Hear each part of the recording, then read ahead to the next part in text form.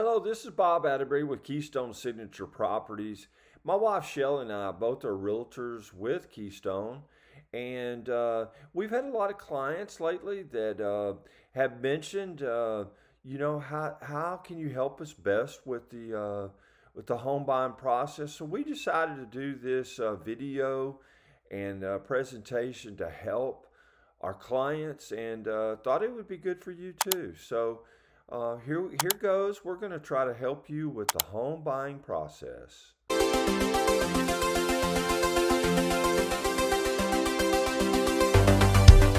The first step along the home buying process to me is the most important. It's the planning phase.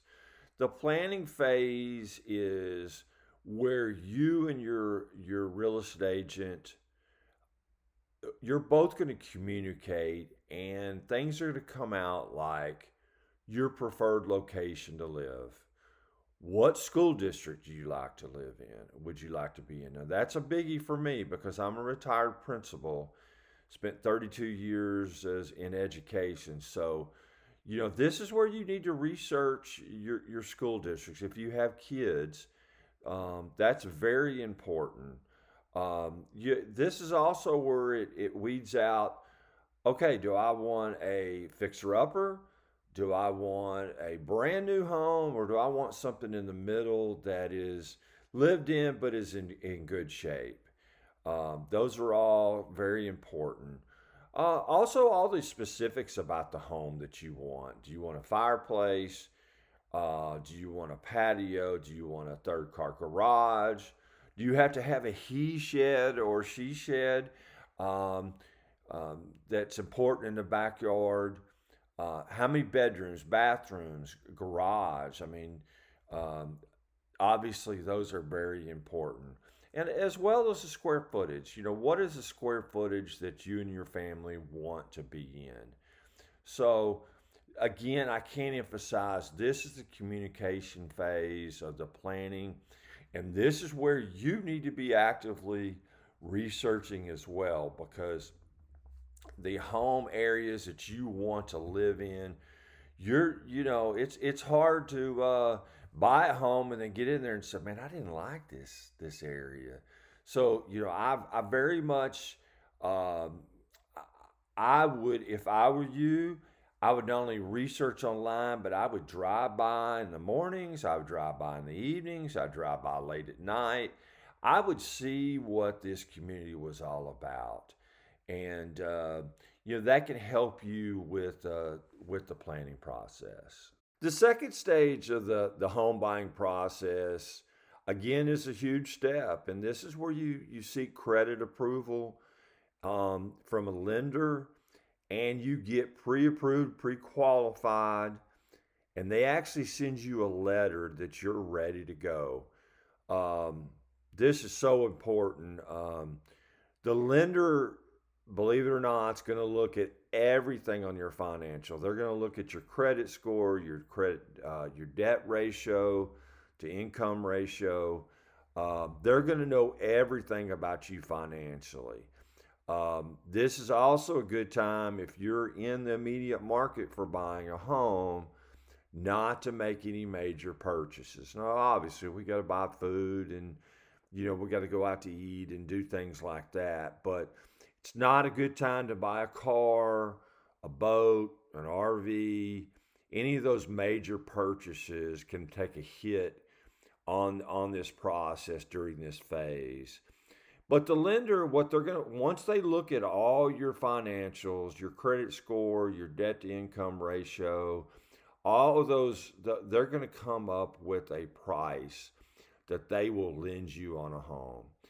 In most cases, they'll lend you more than what you want to purchase, and that's fine. You don't have to use the whole thing. But I would very much emphasize, this is the time that you nail that down early on before you even start looking at homes. Because anytime we start looking at homes and say you fall in love with a home and you don't have that letter from the financial institution, the lender, we can't make an offer on it because we have to send that in with the contract.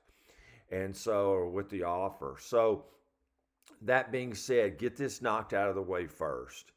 Get this done and behind you. They're usually good for around 4 months, and so this is a good chance to do that. The third step we do in the home buying process is one we've already mentioned, but I want to go over it again. Is we're going to start our search of homes on HAR, the Houston Association of Realtors, and that's in Texas. We're in the Houston area.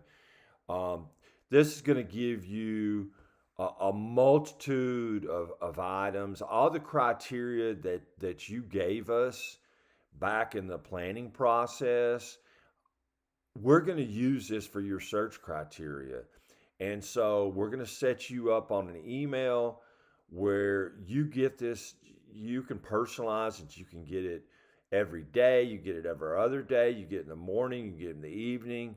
You can get it once a week if you want it. It's really up to you. We can personalize for you, but it's going to send it out to you automatically on based on what we searched and put on that personalization. But all those things that we talked about, how many bedrooms, how many bathrooms, how many square feet, your price range. Now that you've got your approval letter, you know that's going to really dictate on what your price range is. If you'd initially thought that you were going to spend 500,000 for a home and you were only approved for 450, then we really need to go uh, to your criteria and look at homes that we think we can get for 450. We may be able to get a $475,000 home for 450. I don't know, but will set that up in the criteria, so that'll help you look at those homes that we're able to get for that price. But now is when you start narrowing down those homes. As you start getting those emails, it has a feature on there where you can actually like and love. You can even give sort of a thumbs down. I don't like this one. Oh, this is the good one. You know, this is where you need, and your realtor will actually see that information.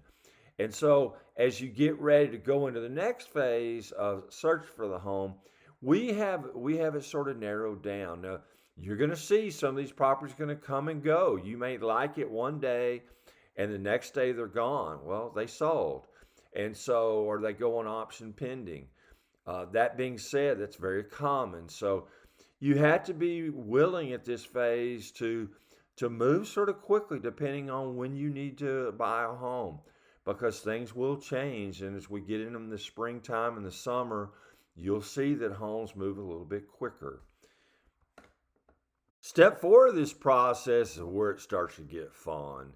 This one we actually get to go out and start looking at homes.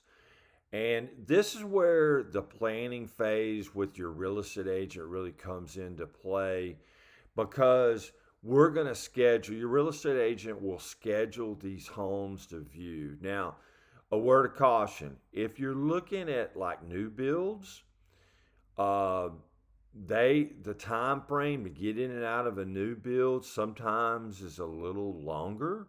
So in other words, we have to go into the sales office, get the key, or have that agent come with us. We go to that place, and sometimes they have two or three homes that they want to send you. So, a lot of times with a new build, you know, you can't see as many of the new builds per day. I typically say on just a regular resale home, we could see 5 to 6 in a day easily. Uh, they may start jumbling together, but that's where I very much advise you take notes on the home.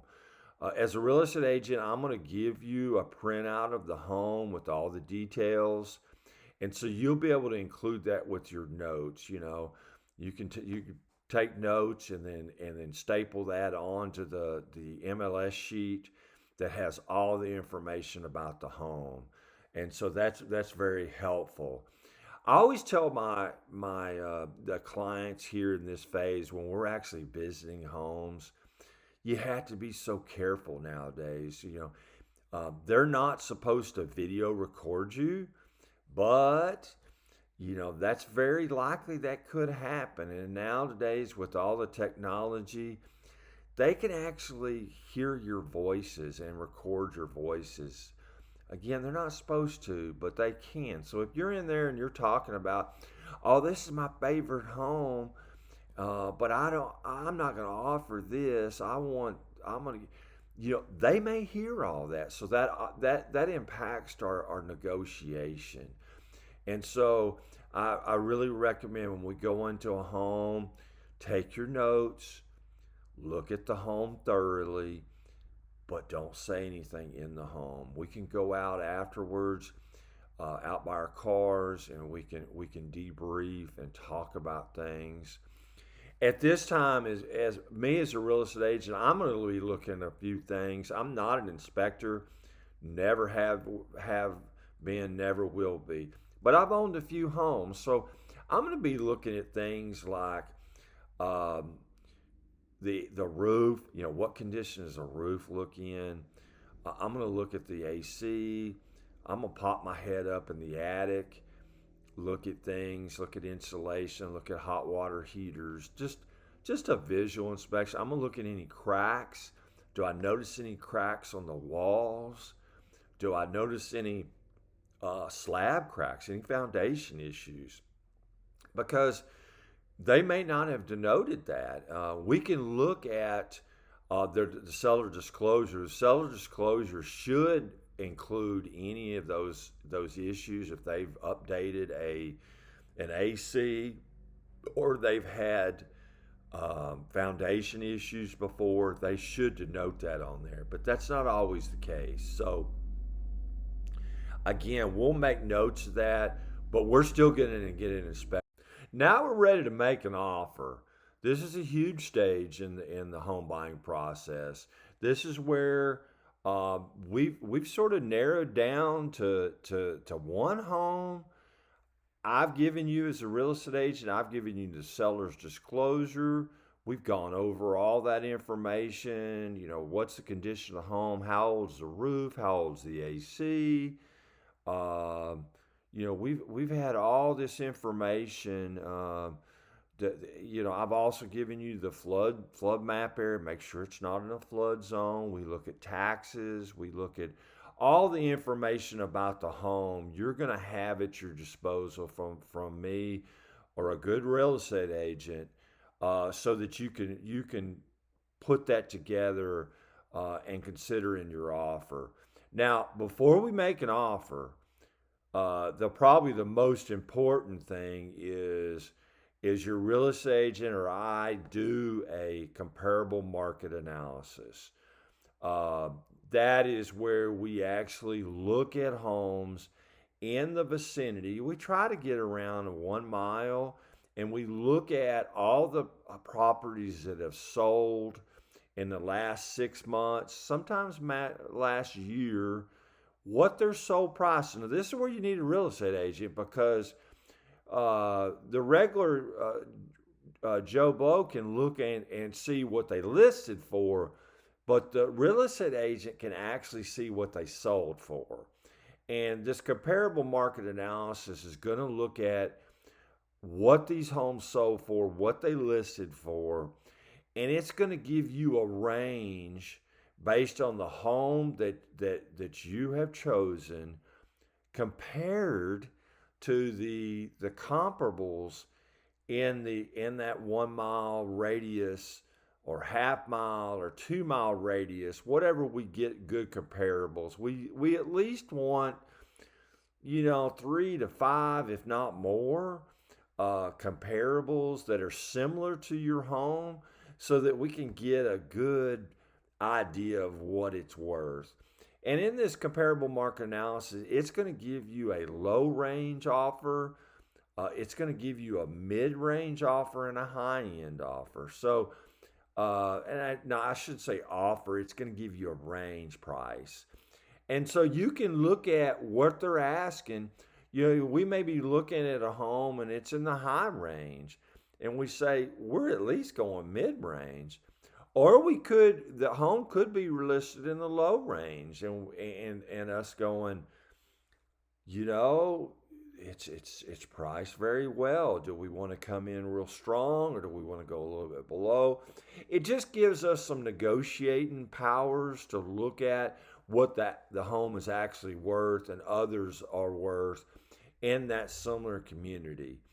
And so it's important to realize your real estate agent is going to give you that information, but the home buyer, you are going to be making that decision on how much you want to offer. So I always tell my clients that is I'm going to give you the information, and I'm going to help you through the process, but I want you to be married to the price. Um, and so I really want them to come up with the price. Once we decide on a price, we start preparing documents. The real estate agent does starts emailing you things to sign on the contract. We can actually meet to go over that contract. It's very important that you understand all the information that's in that contract, and that as we submit it, um, you know, you know everything about what's happening. Um, Once we do that, once we get it signed from you, we're going to send that offer along with that pre-approval letter we did back when to the seller's agent as an offer. And so, very important, fun phase. Okay, now we've made that offer. What next? Well, we're going to start getting contract approval and counter offers.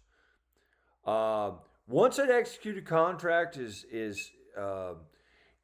complete, this is where you're going to send your earnest money to the title company. Now, it's important that it must be executed. In other words, the buyer and the seller have both signed and they agree to the contract. Um, that's when that next day is when we start what we call an option period. Uh, and you're going to have 3 days to send your option, excuse me, your earnest money and your option money to the title company. And the earnest money is usually 1 to 3% of the sale price of the home. The option money is can be can be a range, but usually depending on the price of the home, we help you through that process. But I like to do a 10-day option period. I think that's the best. I think it's a very manageable. So basically, the day after the contract goes in effect, I mean, like we sign it on Monday, on Tuesday your days start, and you have 7 to 10 days to get your inspections done. And when I say inspections, you'll have I strongly recommend that you have a home inspector come and look at your entire house. Um, in that process, he may denote some insects, some other things that may come up. He may note some foundation issues he's not sure about. So we might have an insect company come out and give us a quote on what's going on there. We may have a foundation company come out and look at it. Very rare that we'd have foundation issue that we would still move forward on. But again, if you have a pool, that's I strongly recommend to have a pool company that does inspections come out and look at the pool and the condition of the equipment. So all those things are very important. Well, we have 10 days to get that done, 7 to 10 days to get that done and get those inspections back, and then decide on what we want repaired, what we don't want repaired, and be prepared in this process that those inspections, that general inspection report is going to come back, and it's going to look like a thesis in college. I mean, it is, they're 40 to 50 to 60, 70 pages long. They denote everything. If there is just any kind of flaw, they're going to catch it. And so you have to sort of weed through it a little bit after, I've done this long enough to know that, you have to go through and look at the major things. And again, we go back to, is that heating and air conditioner working? Is the hot water working? Are there any leaks in the roof? Is the roof in bad damage? Are there any we're looking at the major things. It's real important not to get caught up in the little things. The things that can be easily fixed, but you may want to. So, that's really up to the home buyer. But the major issues is what I would look at. And again, we have 10 days to get back with them on our counteroffer. Let's say we get an estimate and we say it's going to be a new roof, and that might be $15,000, and we had to have some insect treatment done, and that's $1,500. We could come off $16,000 on that, $16,500, and so that's where the counteroffers and the time begins. Now, the good thing about this is your time to get out. And so if they don't agree, they don't like your offer, they don't like your counter offer, it's an easy time for you to get out. So, but once we all agree, let's say we agree, there's no problems, nothing that you can't live with, everything's in good condition. We agree, and we come out of the option period good, everything's still fine, we're good to go. Once that you get out of that option period, the appraisal company is gonna, or the title company is gonna order the appraisal, and that appraisal is going to give you, it's going to look at what that property is worth, and so here's where you want to make sure that what you paid. Let's say you pay in $475, and it comes back that it's only worth $450. Well, we have problems there. So either you have to come out of pocket with that $25,000, or we're able to get out of that contract, which that is another time we can get out of the contract. But the appraisal's off, is ordered, and we go on down the line. The last phase is the most gratifying part. It's when we actually close the deal, and this is when the appraisals already came back, and let's say you offered $475,000 for the home, and the appraisal comes back at $500,000. You've already made $25,000 in equity, but the appraisal process is done. All the information is sent to the title company, and they're going to schedule a time for you to come in. The actual process from start to finish really varies. A cash sale can close in a week. I've seen the recent deals I've done, they can close in as quick as 2 weeks. Typical is around 30 days. Used to push it out to 45, but it really depends on how easy the process goes. But I would say safely 30 days you can get the closing done. Before closing, they're going to ask you to get all your insurance done. You're going to shop for insurance for your new home. You're going to make decisions like, do I want to have it? And that a lot of depends on the kind of loan you get, whether you can have it escrowed or whether you want to pay the insurance on the home. How much did I put down? Also, very much impacts. Do I have to have it escrowed, or do I pay the taxes and insurance on my own? But anyway, they're going to give you a truth in lending statement. They're going to tell you right at what you're going to be paying per month with property, with your principal and interest, your property taxes, your insurance. and all that included in together. And you know, when you go in there for closing, it should be basically what they told you. I mean, it's if they say your payment's going to be $2,500 a month, a couple days before, and you get to closing, it should be $2,500 a month. So that's when we go to closing, and closing, believe it or not, the last few I've been at around 30 minutes. They can stretch it out. They want to make copies. I advise you to get copies. Getting copies sometimes takes another 15 minutes or so, but maybe 45 minutes to an hour in there too. But it's quick and easy, and that's if we do it in person. I've seen it where people can't be in person. They either travel or they're out of state. They can do it via Zoom. They can do it remotely. They can send a closer to you. There's so many options now to close, but basically you sign your life away, whether electronically or in person, and you're done. You get the home, and it's important before you leave.